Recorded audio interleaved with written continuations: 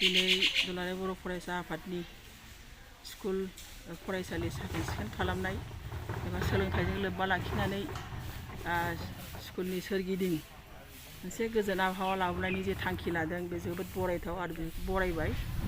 दिनै बिथांमोननि नाजानायाव फरायसालिखौ बिथांमोना जेरोखोम सोरगिदिं हाग्रा बंग्रा एवस्रांनानै सिबस्रांनानै समायना खालामदों, जोबोद गोजोननाय मोनदों।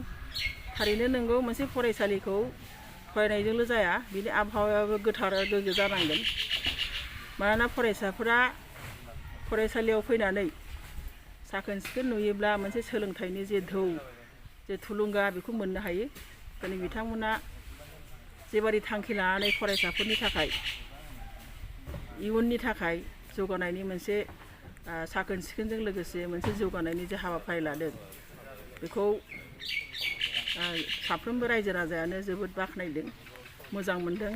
बिथांमोननि बे हाबाफारिया इयुनाव आरोबाव मोनफ्रोमबो फरायसालिजों लोगोसे जोंनि लामा सामा थानाय माखासे मैलाफोरखौ बिथांमोना जाहाथे आरोबाव फोसाबलांनो हायो, आं बेनि थाखाय खावलायबाय।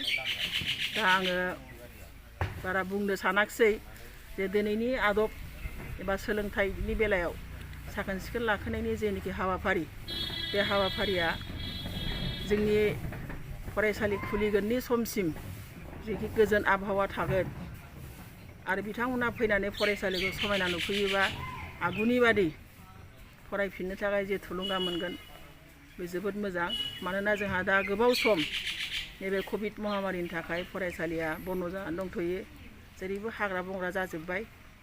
दा बिथांमोना हानजा लानानै बे फरायसालिफोरखौ जोंनि बसगाव हाइ स्कुलल' नङा, गुबुन गुबुन फरायसालियाव बिथांमोना फोसाबगासिनो दङ आरो बे फोसाबनाय हाबाफारिया इयुनसिम सोलिलांबाय थागोन होननानै आं मिजिंथिबाय आरो बयनिसिमबो गाहाम हामलायनानै नैबे गोग्गो सोलोंथाइ आरो आदब बे जाहाथे जोंनि फरायसाफोरनि थाखाय फरायसा फरायसुलिफोरनि थाखाय मोनसे थुलुंगा जानानै थायो, आं बेखौनो खावलायनानै फोजोबबाय। गोजोन्थों।